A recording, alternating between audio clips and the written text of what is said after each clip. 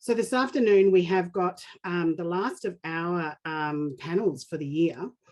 We've been running our conversation series for the past 2 years. So one of those things about the joy of not having face-to-face is that we've been able to meet together regularly and have some really interesting discussions.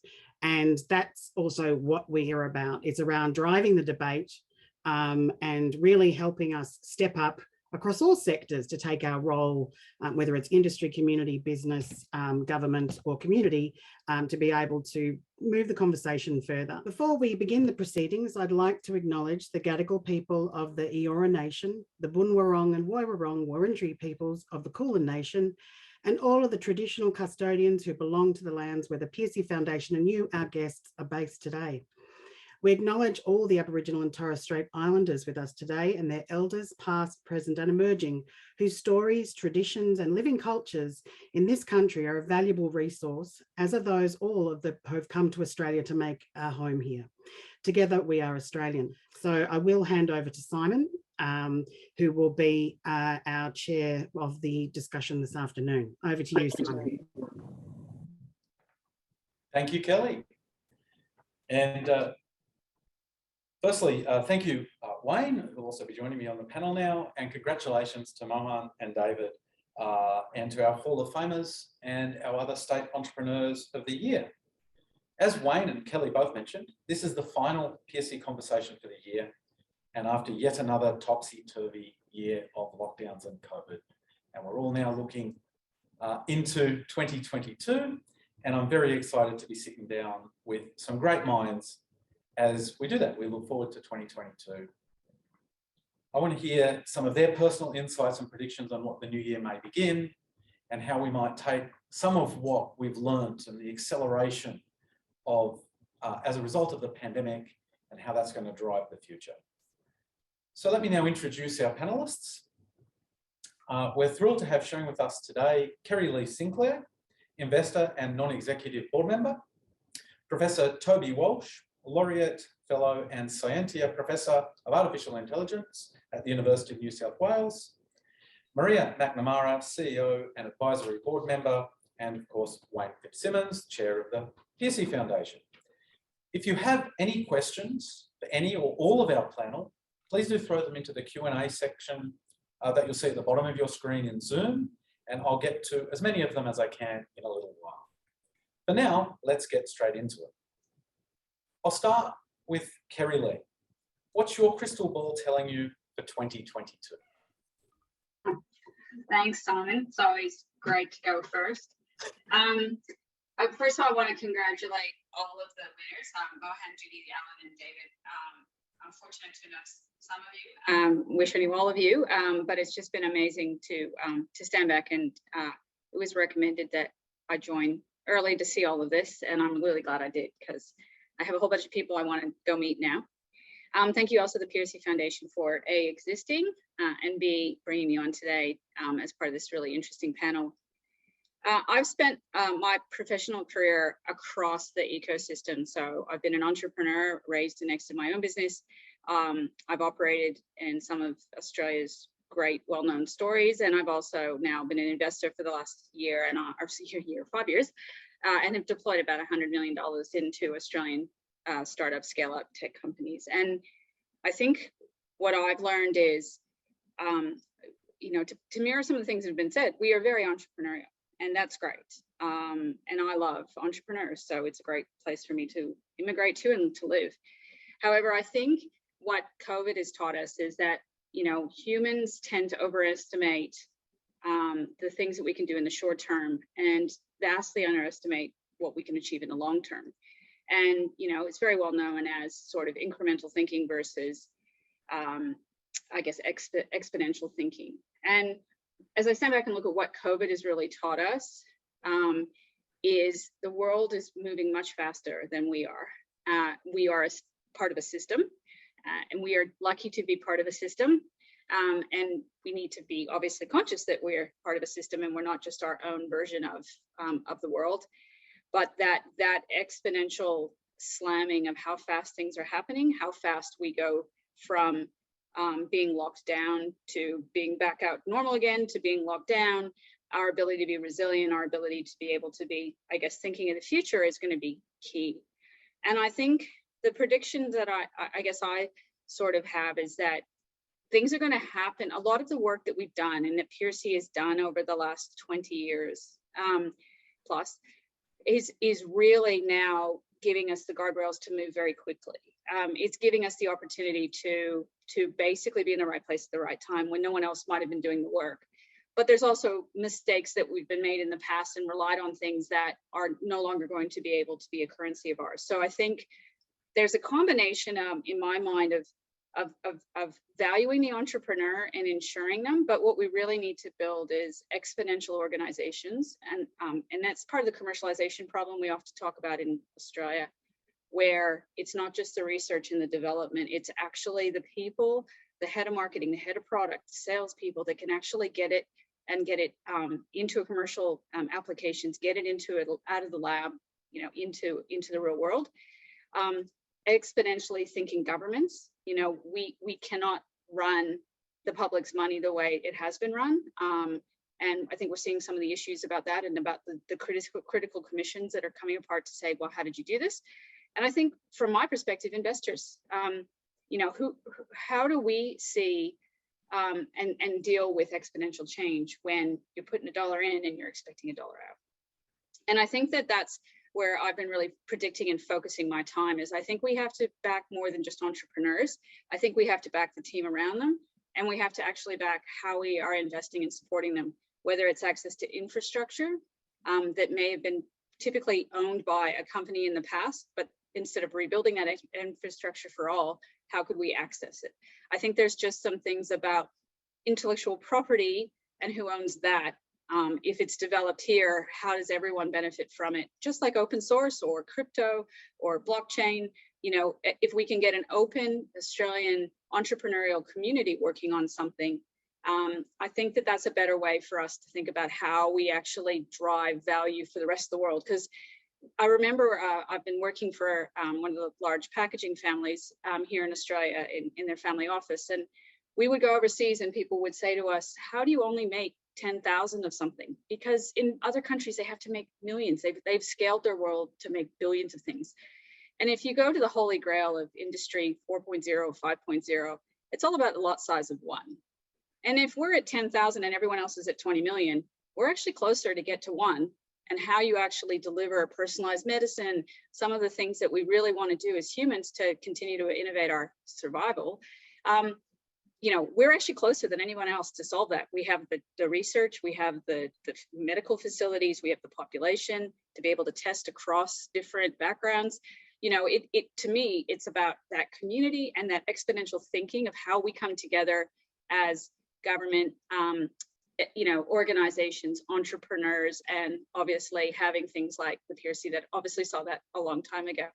So I know there's questions later. I got to go first because I want to start at the high level and let everybody else add to kind of that. So happy to take other questions or continue the conversation, and I'll stop there. Thanks. Fantastic. Lots to think about there. Thanks, Kerry Lee. Let's move over to you, Toby. What do you foresee on the horizon for 2022 from an AI or perhaps a research perspective? Thank you. Let me begin by congratulating the award winners. I'm a somewhat newer arrival to Australia, but those people are so famous. I know them all personally. So well done, all of those people.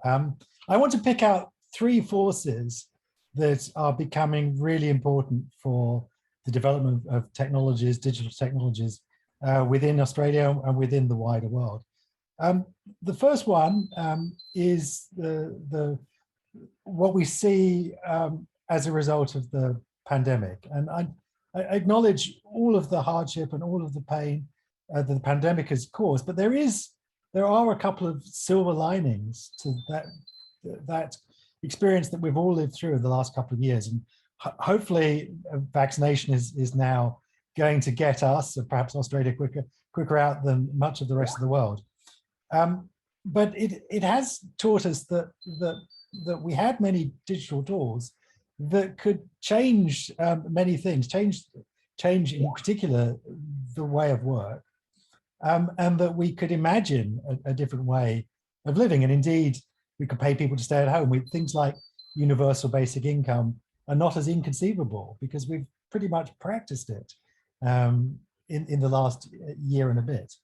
And so it would be a terrible shame, a terrible loss, if we went back to those old ways and we didn't embrace the opportunity. And if you look back at the history of technological change, it typically has required some significant shock, whether that be a world war or the Great Depression, for us to really transform society for the better, to improve the equity within our society. And so I'm optimistic that this is that very shock that will allow us to reimagine.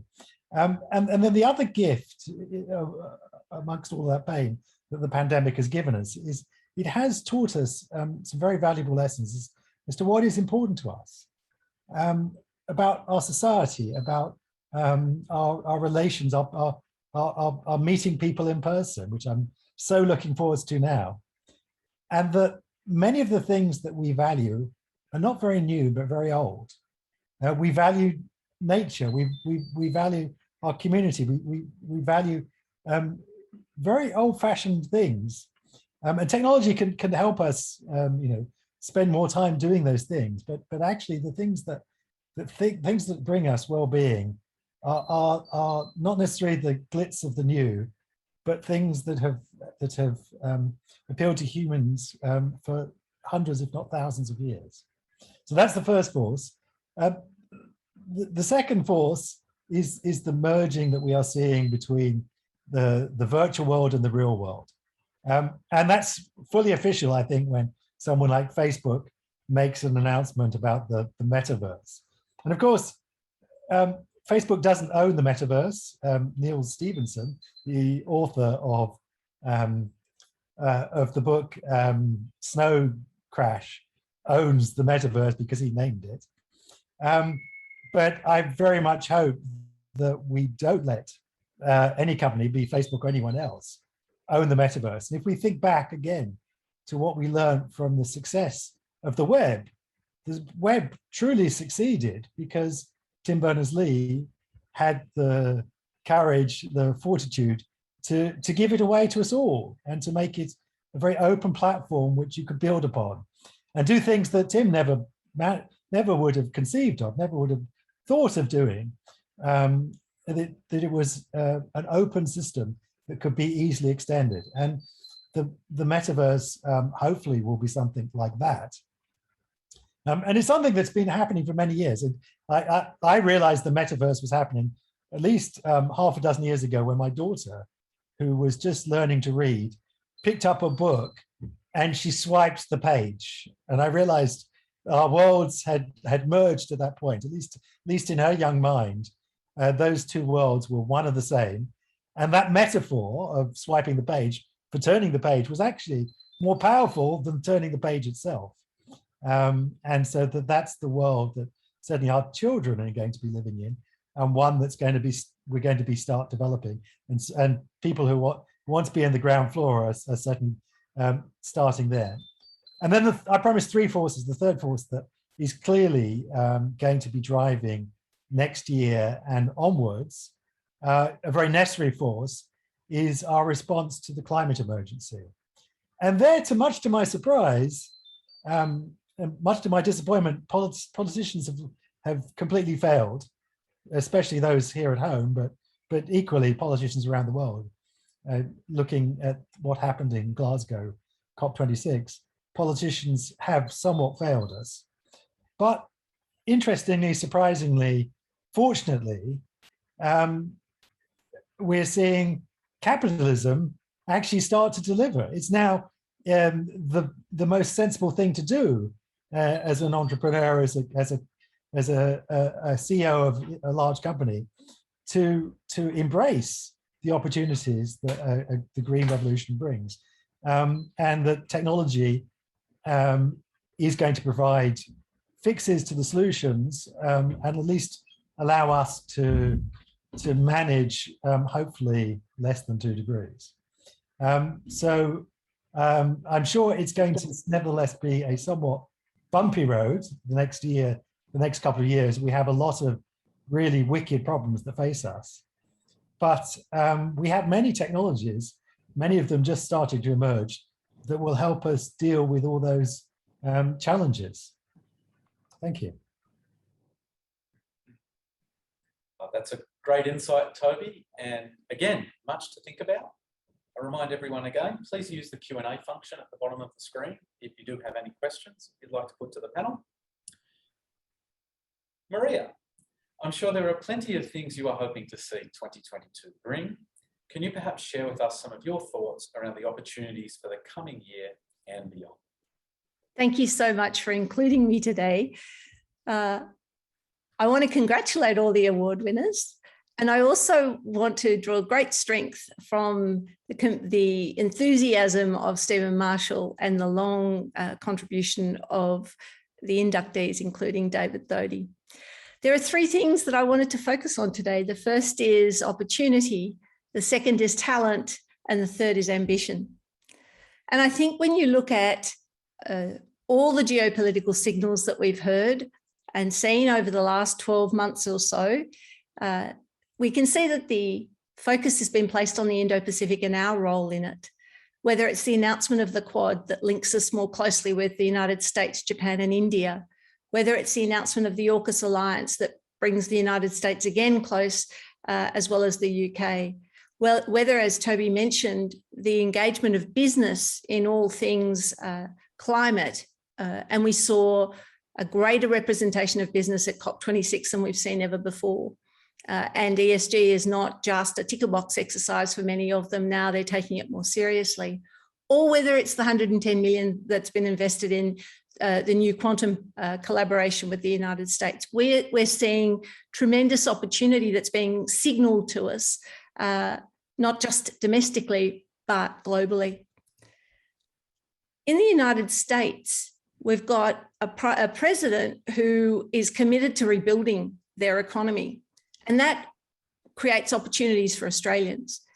The Bipartisan Infrastructure Investment and Jobs Act is $1.2 trillion worth of spend.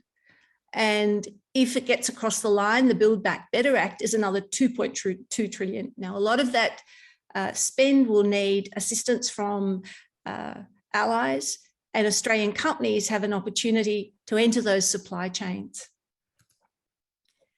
In Australia, people everywhere are now looking for better paying jobs. They want the companies that produce these jobs, and they want the skills to do them. And PIECE, through its 23 years, has recognised those very companies. The challenge, though, is to transition the established enterprises before they face whether it's a Kodak moment or irrelevance. And there are companies that are already doing it, like Woolworths.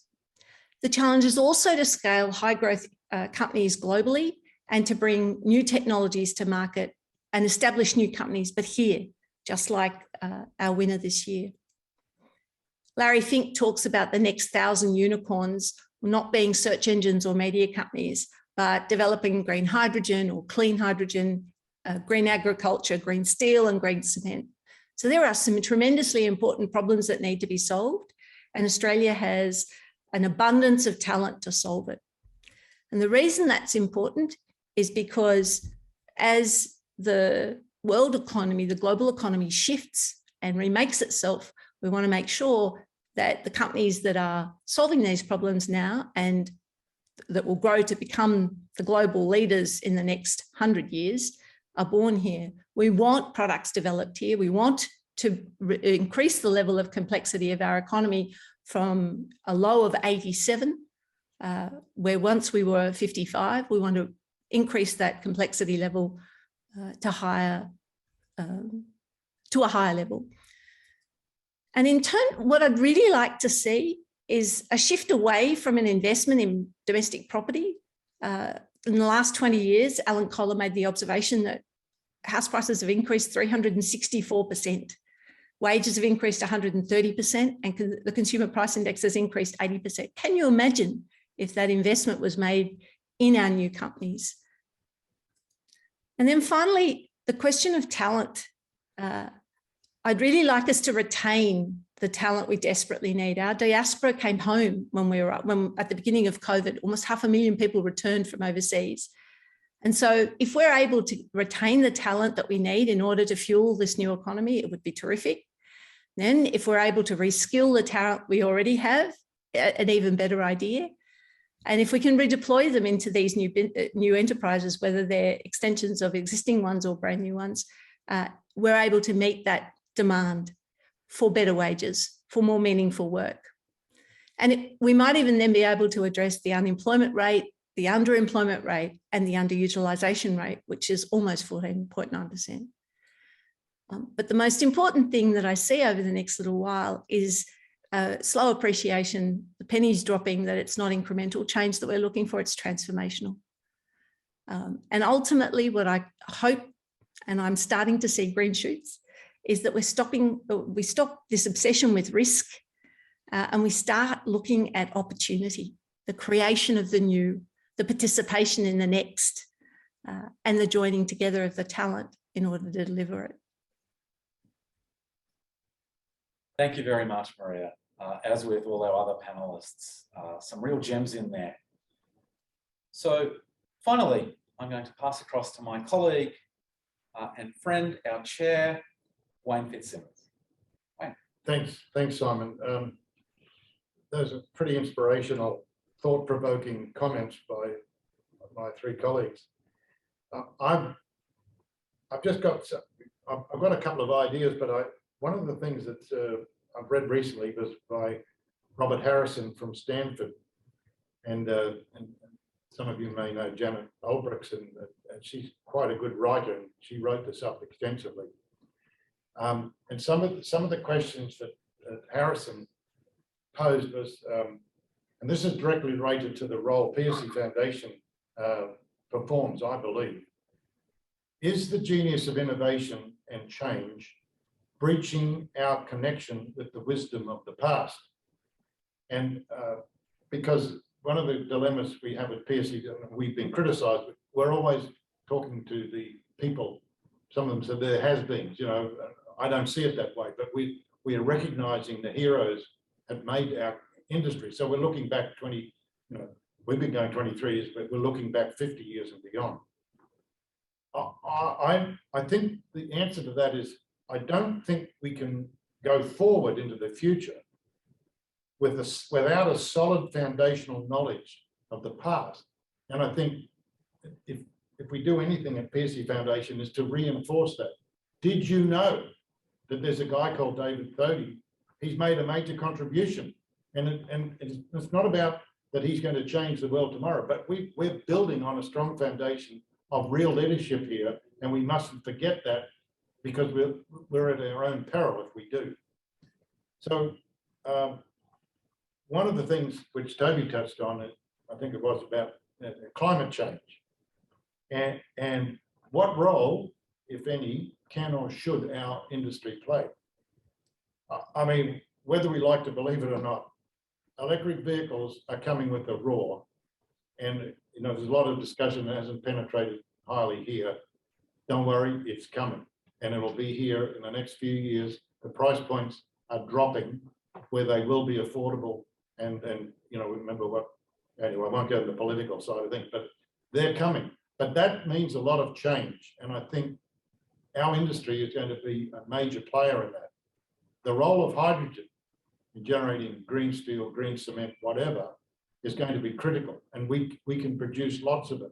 But we're going to need a lot of skill sets around IT to make that a reality. And of course, one of the key things as we transform out of fossil fuels into renewables is we need a new energy grid and a new energy distribution system. And I believe the IT industry is fundamental to that happening. And I know here in Sydney, for instance, that there are people buying and selling electricity real time. There's an actual marketplace for that exists today, which is hard to conceive. We can think of buying and selling gas or coal or something else, but real time electricity as a commodity is quite an interesting concept. perhaps the most challenging of all is what we call smart cities. And right here in Sydney, the Transport for New South Wales is making major investments into that. And it's largely using local companies and technology capabilities to do that. And I think the whole role of, you know, as we get towards more automated vehicles and smart everything, smart grid, smart town, smart everything, this will become pervasive. And the ICT sector is playing an increasing role. In reality, capitalism is delivering this despite or in lieu of government. And so, as Toby mentioned in the Glasgow conference, the role of industry was much higher than it had been in the past. And it's almost like government get out of the way, because these changes are coming, whether the government likes it or not. They generally will have to catch up. But I think the revolution's already underway. So just briefly, it was touched on by Maria, I've got this, Australia has this strange capability of, I want to do my own thing and bugger you. It's collaborating is not something that comes easy to Australians. So can this industry come together on one or two key national issues in which ICT plays the critical or dominant part? I'm not sure. I've had a go. Piercy's had a go. It's a very difficult thing. And what are the issues? Well, I think, as Maria touched on it, training and skills development and the tertiary education. I mean, how do we prepare people for the next generation of industry, and how do we ensure that the skill sets that our workers in ICT are appropriate and fit for purpose? So, I mean, I don't have the answers, but I think that's going to be critical if we want to get into artificial intelligence and machine learning and augmented reality and all that stuff. We have to have the skilled people in place, and that is a challenge for our industry. Thank you. Thank you very much, Wayne.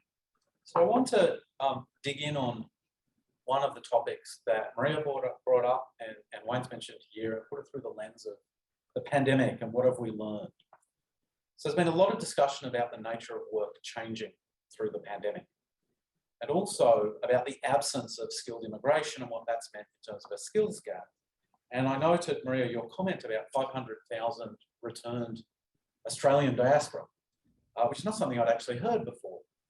Perhaps, and this is open to all the panelists, I'll start with you, Maria. What impact do you think actually exists in terms of a skills gap? Have those returned Australians, they have different skills, they're bringing international experience. Are they doing different things than perhaps the skilled migrants will have? Does it even matter anymore when everyone can work remotely and you could be working from Thailand or anywhere in the world, really? Maria? Thank you. It's look, it's a really interesting question. So last year I was CEO of Advance, and we did, which is the organisation that looks after the Australian diaspora, and we surveyed those that had returned for their intentions. And when they first returned, there was great hope that they could live here and work anywhere. There was about a third of them that were planning to stay. The experience of a lot of them has been, of those who wanted to stay, the experience hasn't been as easy.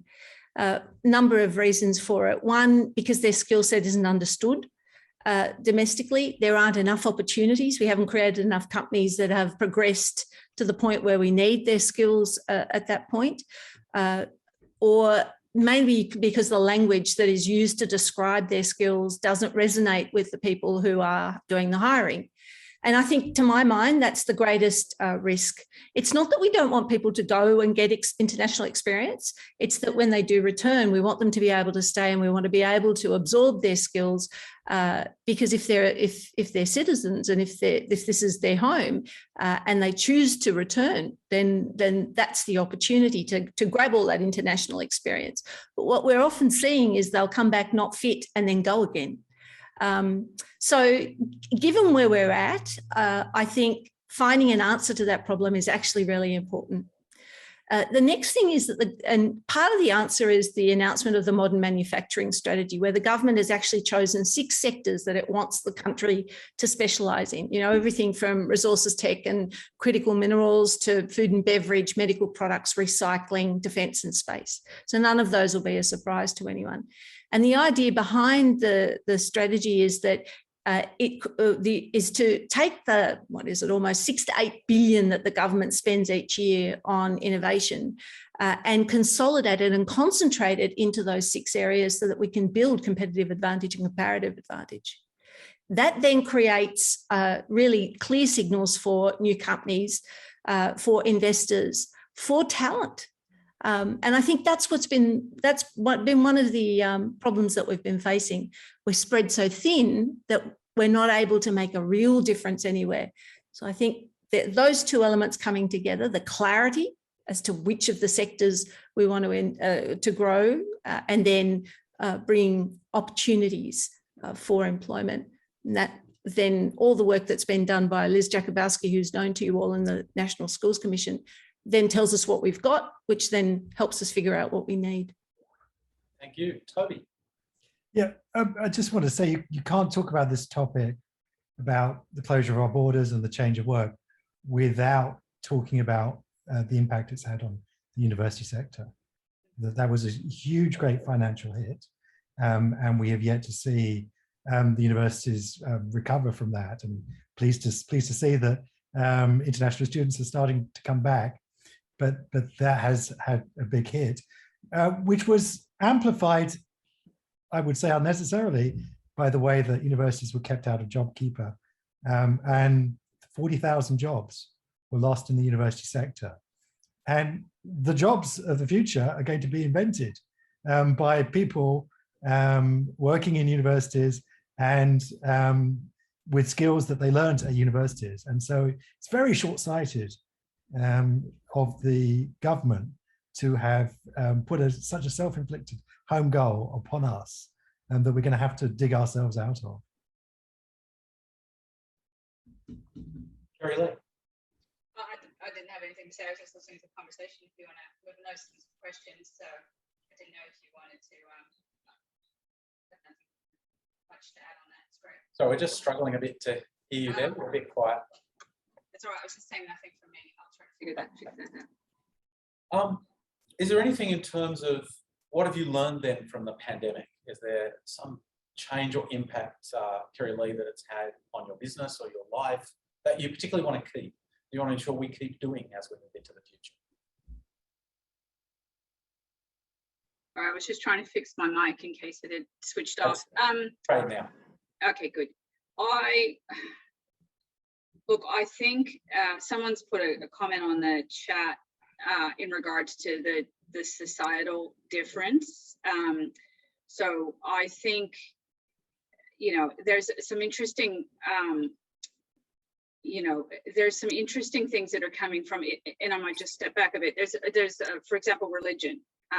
Religion existed to tell us that there was 10 things that we shall do or shan't do, and and that kind of corralled us and stopped us being, doing terrible things to each other. Whereas I feel like some of that has slipped away. And to pick up Toby's point, that's one of those sort of frameworks that, when you come back down to your values, doesn't really exist. Like, we talk about community, but for a lot of people, religion was their community, and now the community is these people that just randomly live alongside you, and they all have different ideas of what a nice neighbor is, right? And so I think that was just the real thing for me, which is we are, whether it's fake news or trying to simplify messages that are actually quite complex and make them snappy and social media worthy, is actually splitting us apart, where we're actually all not that far. We're not actually that far apart. We all want the things that Toby said, but fundamentally there's not really a structure of how we, and you could say, is it because they're not being taught it in school, or is it because we don't have open and honest conversations about what it means to be human and how we are to expect it, because that was the role that religion did, and we could choose whether we wanted to be Jewish or sometimes we're born in it and that we didn't have a choice. But I mean, at the end of the day, if you wanted to be a Christian, you could go be a born again Christian, right? And take that on as that framework. And so I think there's just some interesting things about, you know, the need for humans to evolve and be better than we are now. And I think technology is an augmentation of the human, and it's going to make us be better as humans. But at the end of the day, if we make bad decisions about how we interact with other humans, technology can't save us from that. I mean, so that would be that's kind of my learning, you know, kind of like the vaccination thing and the protests and how they're getting violent, which is actually not what a protest, you know, protests aren't a part of democracy. Protests are not meant to be violent. That's the reason you get one, right? So then you get police state, and it's just like, well, where's this all happening? Like, why are we doing this now when we have this sense of community from coming from COVID? So it's probably, again, a bigger picture, but Toby looks like he wants to jump on that. Yeah. Well, I think we should acknowledge the role that technology has had in dividing us and in not allowing us to have that sense of community. And that we have a lot to do. It's not just Facebook. I mean, because it's the same on Twitter, it's the same everywhere else. How the filter bubbles, the toxic discussions that are driven through social media are amplifying some of our worst human characteristics, and we've got a lot to do to correct that. And it's not just about getting Facebook to moderate the news better. There are very deep systemic problems that we need to address. And the questioner is right. Societal change is much slower than technological change. And again, if we look back at history, we look at the first industrial revolution, we came out of it much better. Quality of life expectancy here in Australia has almost doubled since the Industrial Revolution. People forget how much better our life is. But that was only after 40 years or 50 years even of pain, of quality of life going backwards for most people. And it were the structural changes, the unionization, the welfare state, the laws that were introduced to protect the rights of the many that ensured that the many did enjoy the fruits of the technological progress at the time. And I think we're going through equally challenging changes today, where we will need to think of similar structural changes to ensure that the benefits are shared and that systems do work for the good of all. And this rising tide lifts all of us, not just the super yachts. So it's interesting, Toby, in terms of that, the work of Carlota Perez has occupied a bit of my time recently, and she talks about the different phases as in golden ages. And she's saying that we're about to enter the next we're about to emerge into the next golden age. And the result of all of this mess that we're in now is typical of golden ages. Before you enter into them, you've got the pain before you rise into the moment. And I guess what's really fascinating at the moment, when you think about what we've been through, is that we've stretched the limits and we've tested the boundaries, and we've worked out.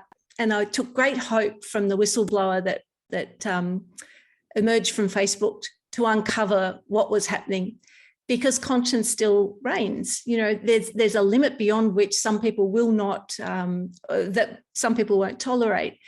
And it gives me hope that we've accepted that, you know, the technology is there to serve. Now we're going to constantly push those boundaries. Toby and I were on a Twitter conversation over, you know, robots in war.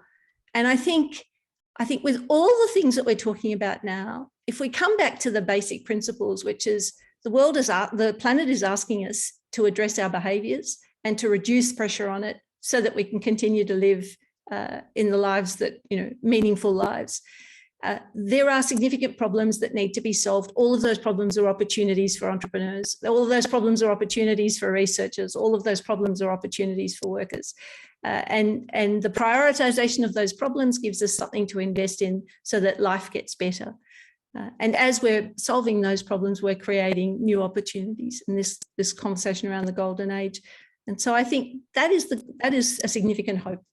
And we've seen what happens in the United States. We've seen what happens in countries where the investment isn't made in hard and soft infrastructure. We've seen what happens with the polarization of opinion and the breakdown of societies. We don't want that. So it's interesting you say that, Maria, because I was speaking with some colleagues here a few days ago. One's a very recent immigrant just before COVID from South Africa, another one from America. They're both saying the major difference in living in Australia, and this applied to COVID as well, is a feeling of being safe, that you have the opportunity to do so. You don't have to worry about getting shot.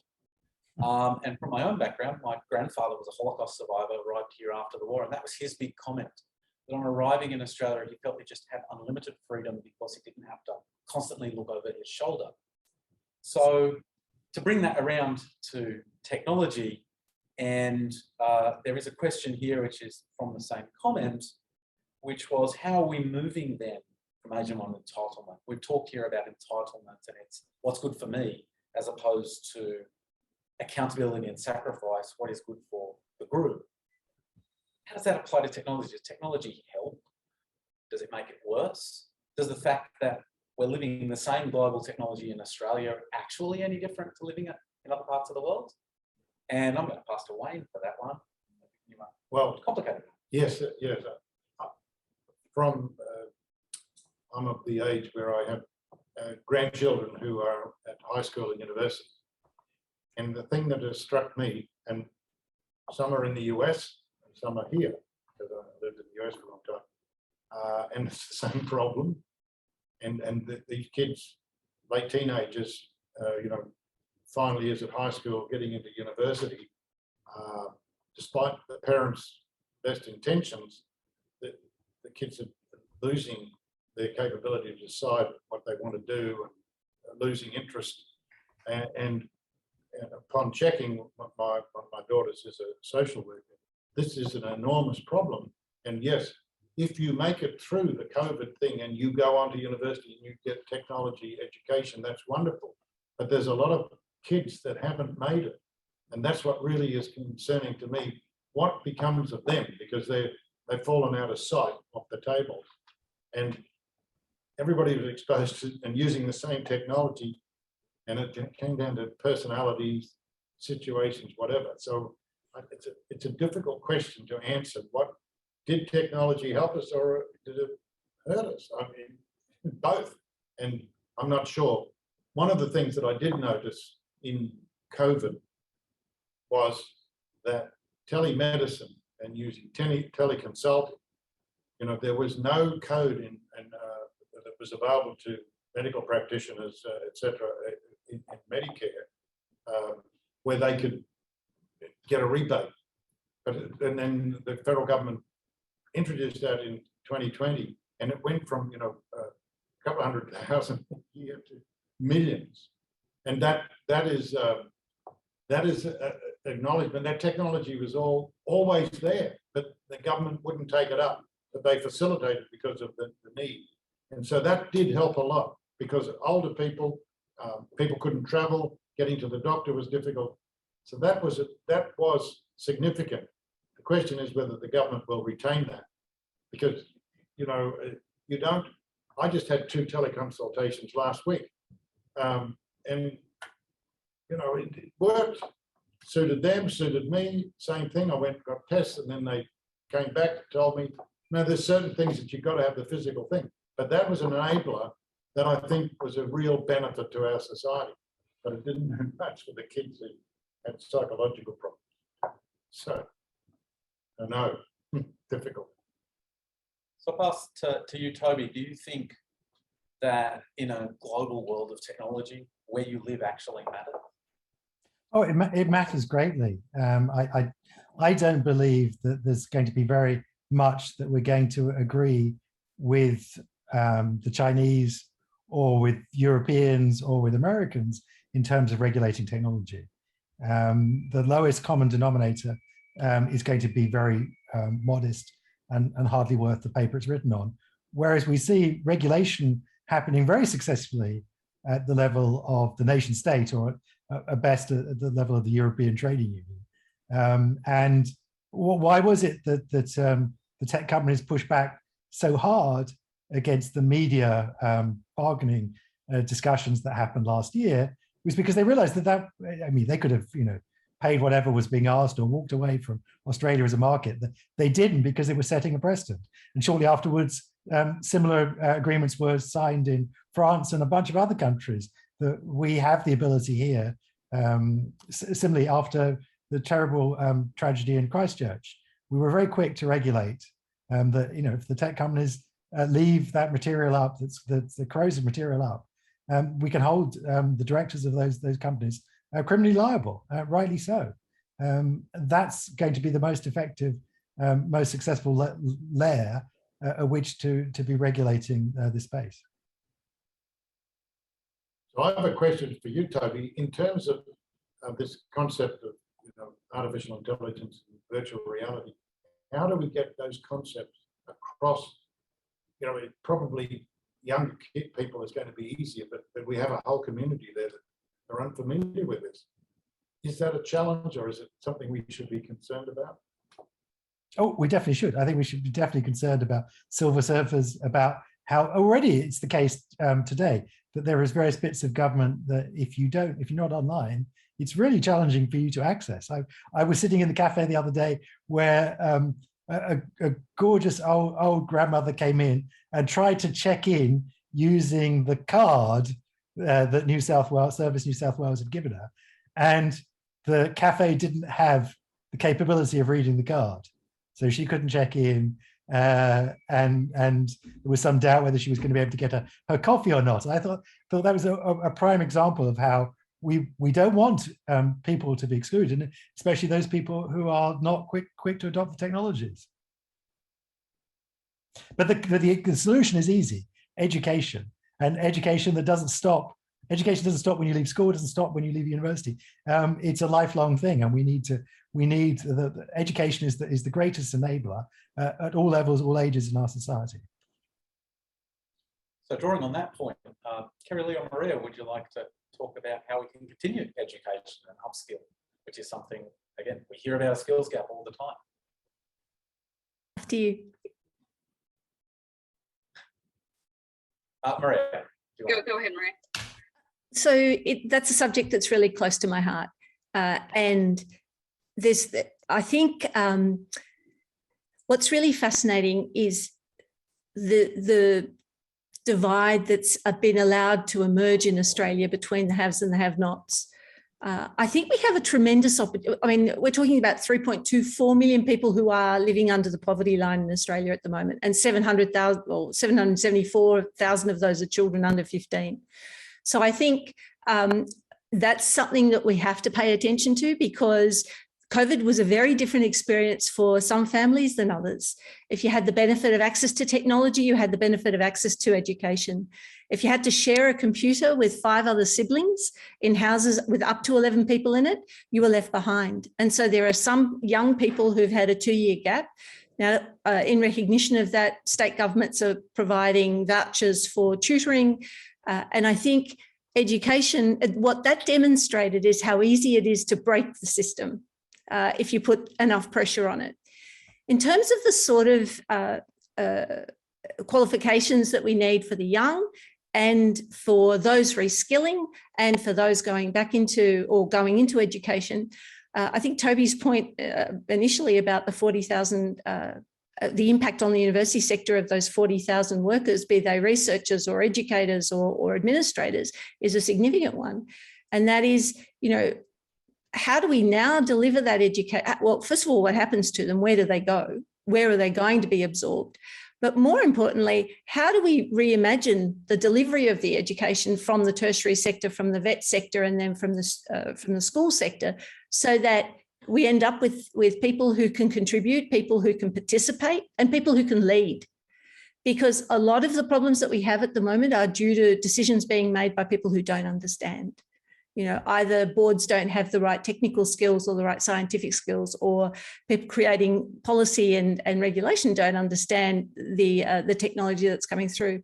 So it doesn't matter which element of our community, which element of society, economy that you look at, education is fundamental to it. And whilst we're seeing great strides, it's not universally accessible.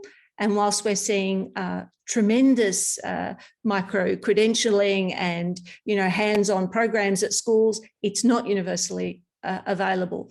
And the last thing that Australia needs is a multi-tiered education program. Can I add one small thing, which is one other small silver lining to the pandemic, is that I think there has been an increase in appreciation of the value of science and scientists. The fact that we have scientists on TV at night telling us about epidemiology, and politicians stepping back and saying, we are following the science. I hope that's a trend that will continue post the pandemic, and that we will continue to have a greater emphasis on making policy based upon the evidence and the science. Just one point I'd like to add. That it's come to my attention, Toby, that at the University of New South Wales there is a genuine attempt to look at how the Australian Aboriginals approached timekeeping and astronomy, and that, you know, bridging the gap for the Aboriginal community about astronomy, because it's so mathematical and so theoretical. Yet they've been at it for, you know, however long, 80,000 years, and actually working with one of our colleagues, Maury Bagnucci at the University of New South Wales, we're thinking about trying to get a group to have a group discussion, because this is technology based. We're in it. We can't ignore these people. We have to get a better appreciation, educate ourselves of how they got to appreciate their view of the world, even if we dismiss it as primitive. I think we have an obligation to be better educated about their perspective on the world, and don't dismiss it out of hand. And I'm as guilty as many people on that. And I'm looking forward to that. And I'm absolutely thrilled to bits that an academic institution is taking the trouble to do such stuff, because we've got to get to know and respect each other more, and rather than divide. It goes way beyond that. I mean, just they've got 80,000 years of managing the ecology here. They've got 80,000 years of managing the fire risk here. There is so much that we have still to learn from them. Yeah, and just I might just quick comment on education and I guess in some of the access and stuff like that, is I think really we need to reteach wealth creation, and back to some of the earlier points, you know, we have young people getting their first job that have been told that the first thing you do when you get your first job is go get a mortgage and buy a piece of property, because that's how you make wealth. Yet we don't allow people to have free and easy access to invest in a startup. You know, you have to be a sophisticated investor. You have to have all of these things to do it. And I was listening to a podcast, you know, talking about Bernie Sanders trying to block, you know, $10 billion going to Jeff Bezos and to Elon Musk for their space stuff because the government hasn't invested in, saying, we're going to take the money and we're going to do it ourselves. And, you know, they were saying, well, would you rather give the government your tax money to do it, or would you rather give these guys 10 cents and see if they're going to figure it out? And, you know, we all want to give somebody 10 cents, particularly in a country that's very entrepreneurial. We all want to participate in them being successful and figuring out how to have a better world.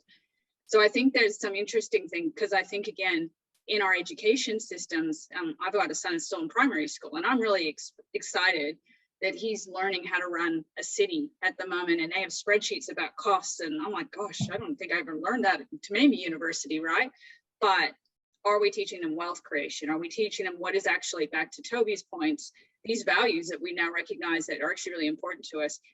How do you value money around that? Because if people decide to spend their time in research, or they spend their time, they may not be making, you know, it's one of the issues with politicians, right? Like you don't make always, just because you choose the career doesn't mean you're doing it for the money.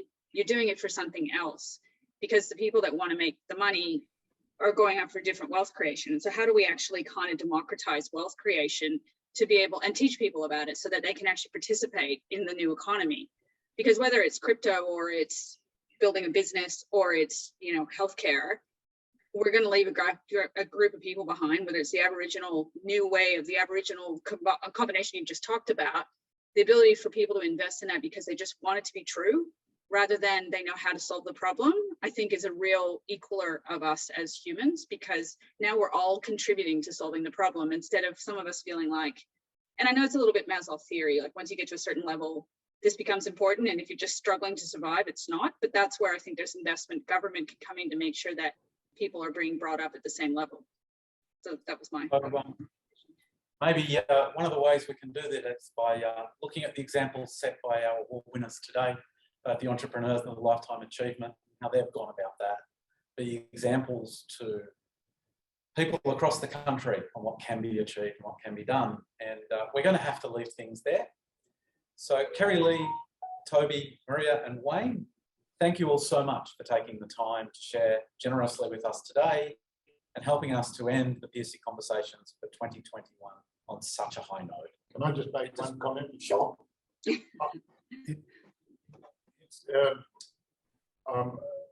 We've put on these PSC Conversations for the last couple of years, thanks to the initiative of Rachel Slattery and her team, and they're behind the scenes here today. And these conversations, I feel, have made a contribution to our society, even though it's small. But we're discussing topics that, if we, in many cases, it's polarizing because people have fixed views and this and that. And I really welcome their initiative for having set these things up. And for today's, for the panelists, we don't feel any fear about expressing our views, whether you disagree with them or not. We have a role, I think, in our community, particularly our IT community, to encourage this without fear or favour. So thank you, Rachel and team. Thank you. And I'm going to hand back to Kelly Hutchison, who will officially close what's been a wonderful afternoon. Over to you, Kelly. Thank you so much, Simon. And as always, this opportunity to share and hear from industry and research and investment is what PSC hopes to do, to bring this debate and conversation. And it makes me actually think of, if there's a way we might frame this, is actually the socio-technical imaginary, where we actually collectively decide and co-produce the future we want, and technology is part of that.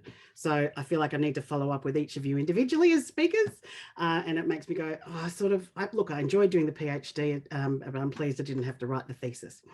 So thank you also to Simon Foster, who has been a fellow board member with Wayne and also Jordan Green, and really has been an amazing journey for PSC this year. We've actually come along within our structure and really working as a national organisation with our states, and that's where I like to recognise also our committee, who have their work has been totally proven today by seeing the calibre of the entrepreneurs that we've been able to recognise, and that's really definitely the idea that we really want to celebrate. So as Wayne had said, I think we've said it throughout there, we look to the past, we celebrate the present, and we try to create the future.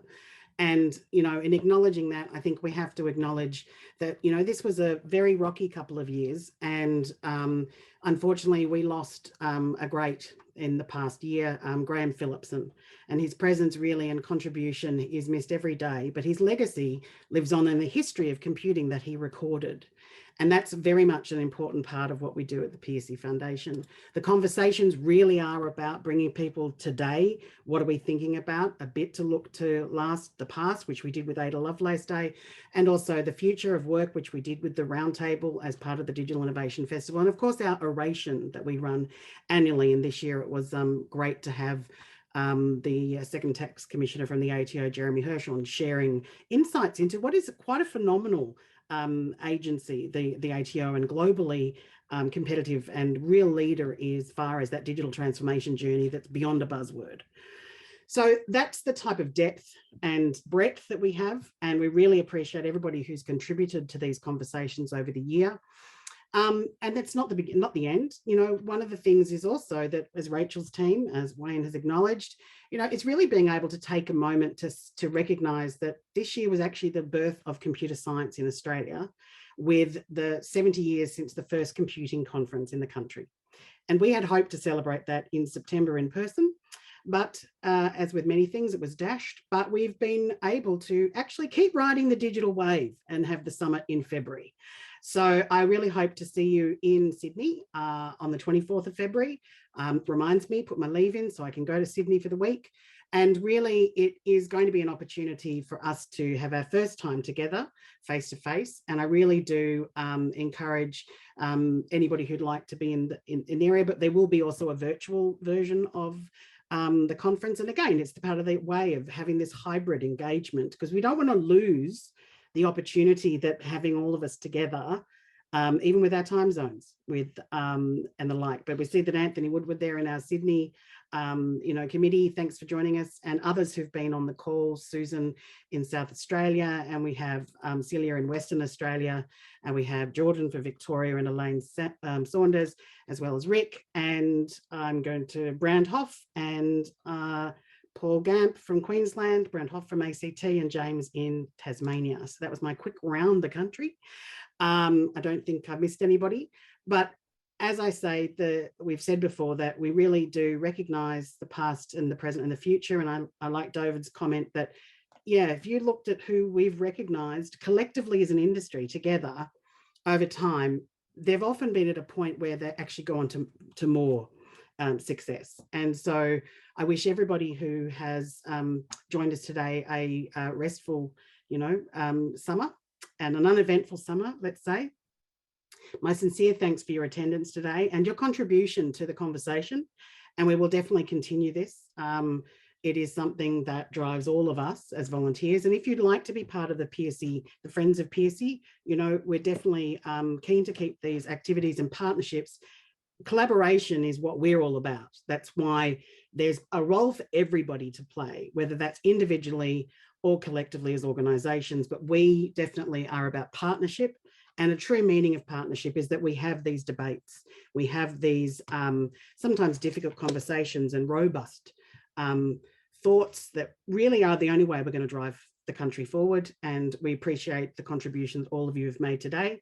And I wish you have a lovely evening in this final bit of spring.